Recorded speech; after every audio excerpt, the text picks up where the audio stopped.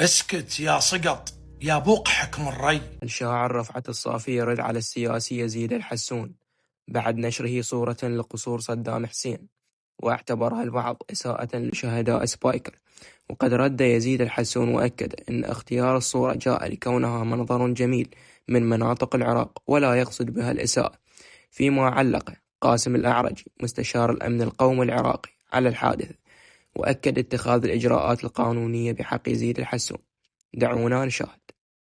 اسكت يا سقط يا بوق حكم الري، يا مضياف الطفو نطفتك صار الزي. اسكت يا سقط يا بوق حكم الري، يا مضياف الطفو نطفتك صار الزي. ما جامل لي شجرة بصحرة مو بستان، أنا اللي بالحرب فارس أحلام الفي. أمس غنيتها كلمة العد عيناك، رغم كنت أدري ما يطرب مغني الحي. وجبت لك وين اللي يخلي أمه مني يموت، تشيب دفعة وحدة مو شوي شوي.